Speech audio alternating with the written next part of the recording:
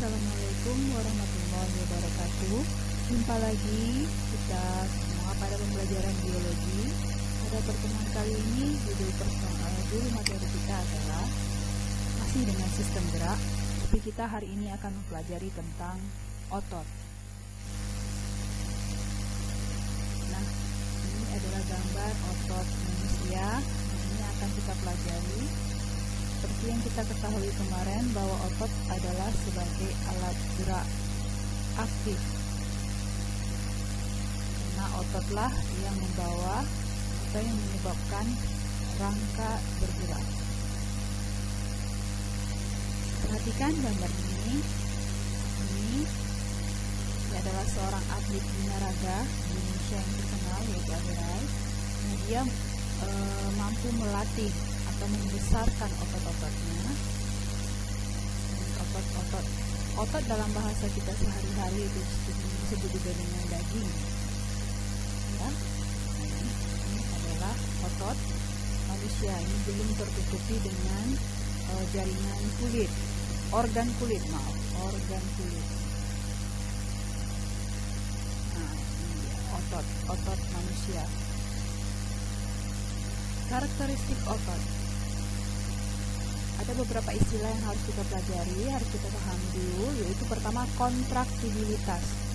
Kontraktibilitas adalah kemampuan otot untuk mengadakan perubahan, yaitu menjadi lebih pendek dari ukuran semula. Otot yang lebih pendek daripada ukuran semula itu dikatakan sedang berkontraksi. Yang kedua, ekstensibilitas, yaitu kemampuan otot untuk memanjang dari ukuran yang semula. Atau disebut juga dengan relaksasi. Jadi tadi ada kontraksi, yang melawannya adalah relaksasi. Kalau kontraksi otot memendek, kalau relaksasi otot memanjang.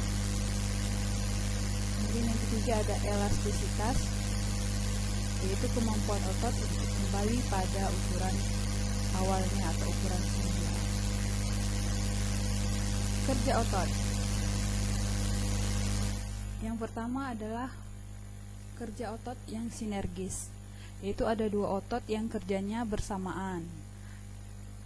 Misalnya otot-otot antar tulang rusuk itu akan bekerja sama mengangkat atau menurunkan tulang rusuk dan tulang dada.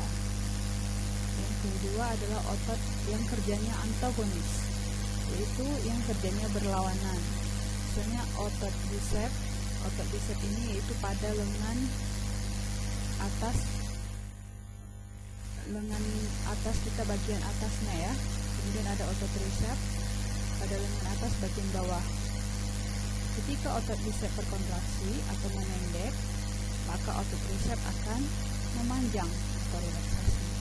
Karena kerjanya yang berlawanan ini disebut dia kerjanya antagonis. Struktur otot. Kita perhatikan ini otot, tendon ini adalah untuk melekatkan otot ke tulang. Ini otot. Kalau kita lihat strukturnya, yaitu ada terdiri dari fasciculus 1, 2, 3 dan seterusnya. Nah, kalau kita lihat lagi di dalamnya ini dia adalah terdiri dari sarkolema.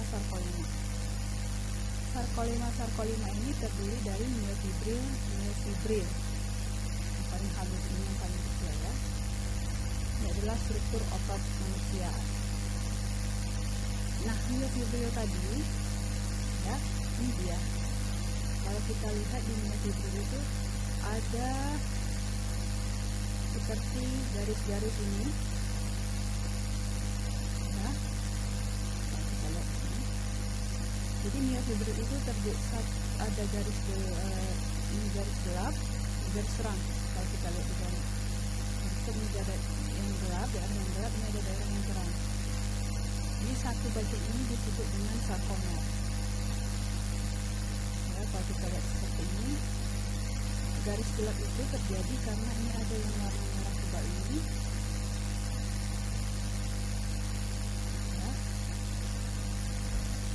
Disebut dengan myosin.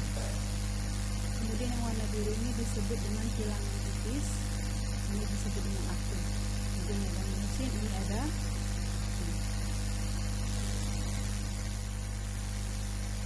Ini kita perhatikan lagi, ini tadi ya pada myofibril itu ada sarkomer. Nah, garis gelap itu tadi yang ini, yang ada yang merah, garis gelap, garis terang, yang tidak ada yang merah ini garis terang. Pada saat otot berekstensi atau memanjang, dan ini pada saat otot keadaan normal. Nah, ini otot pada saat memendek. Jadi pada saat otot memendek atau berkontraksi, ini garis terangnya mengecil. Ini otot dalam keadaan normal. Jadi bandingkan, ini normal, ini dia memanjang, ini otot yang memendek atau berkontraksi. Perhatikan bahwa di sini ini ada namanya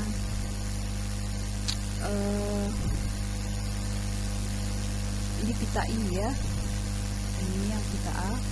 Nah, pita I ini pada saat otot berkontraksi itu memendek normal. Kalau pada saat dia relaksasi atau memanjang, pita I-nya akan melebar. Oke, perhatikan video berikut ini.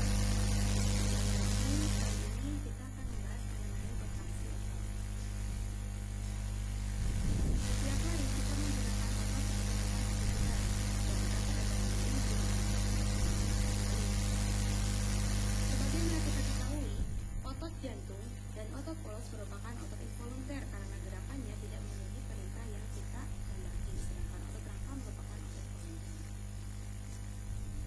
Otot rangka terdiri dari kumpulan serat otot yang berbentuk silindris panjang dan mengandung beberapa nukleus.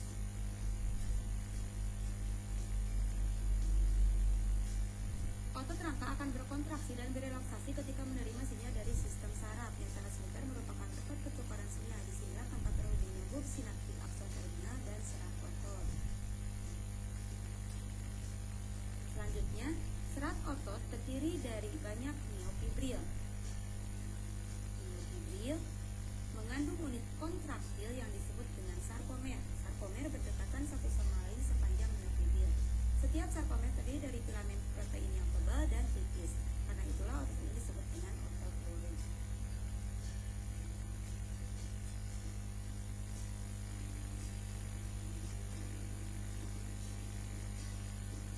Protein yang tebal tersusun dari protein myosin dan bagian tengah yang membagi darah ini disebut dengan garis M. Filamen yang tipis tersusun dari protein aktin. Garis potongnya disebut dengan garis Z.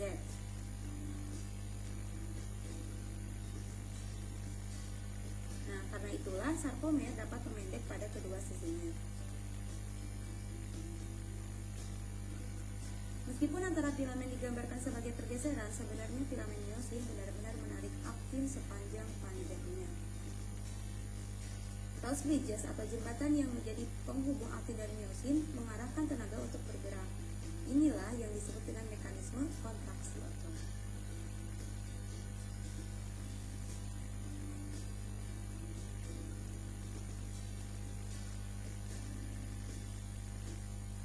Kontraksi otot dimulai ketika ATP yang menempel di myosin dihidrolisis menjadi ADP dan fosfat.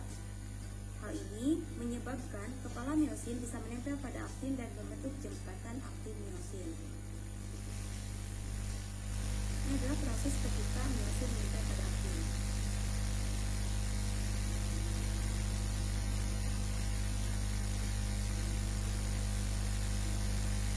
Selanjutnya, ADP dan fosfat akan dilepas, namun myosin akan tetap melekat pada aktin sampai datang lagi ATP yang baru yang menempel di myosin. Hal ini adalah saat ketika otot berelaksasi dan siklus ini akan terus berputar.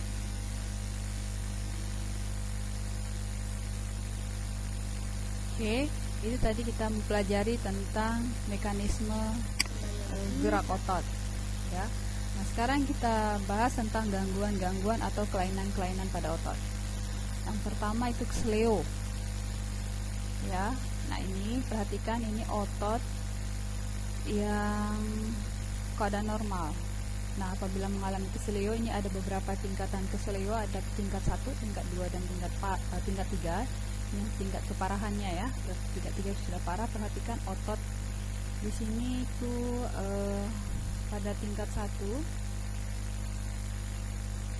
koyaknya sedikit ya. Pada tingkat kedua ini ototnya, dan ini perhatikan otot, bentuk ototnya. Kemudian distrofi otot. Distrofi otot adalah melemahnya otot. Jadi kemampuan otot itu untuk berkontraksi itu melemah atau berkurang. Kemudian yang ketiga, atrofi otot. Atrofi ini artinya otot yang mengecil. Coba perhatikan gambar, di kaki kanannya mengecil dibandingkan dengan kaki kiri. Kenapa bisa mengecil? Ini karena otot yang sudah lama tidak dilatih atau tidak digunakan, makanya ototnya akan mengecil. Gangguan yang berikutnya ada namanya miastenia gravis. Miastenia gravis ini adalah kelemahan otot atau otot yang melemah. Nah, ini biasanya penyakit gangguan autoimun ya, yang mengganggu sistem sambungan pada saraf atau pada sinapsis saraf atau sambungan saraf dengan otot yang berfungsi tidak normal dan menyebabkan kelemahan otot. Gangguan yang ketiga adalah kram otot. Ini otot yang dalam keadaan istirahat ya, normal. Ini kalau otot kita, misalkan kita menjinjit, berarti ototnya berkontraksi di sini memendek. Nah, ini gambar yang ketiga, otot yang kram dalam keadaan yang tidak berkontraksi tapi ototnya tidak rileks atau membesar. Yang berikutnya gangguannya adalah tetanus. Tetanus ini adalah penyakit, ini ototnya di sini terkena infeksi bakteri Clostridium tetani yang menyebabkan ototnya membusuk seperti ini ya. Berikutnya ada hernia abdomen. Hernia abdomen ini adalah melemahnya otot perut atau koyaknya otot perut sehingga usus menjadi keluar. Oke, sekian dulu pertemuan kita pada hari ini. Thank you for your attention. Assalamualaikum warahmatullahi wabarakatuh.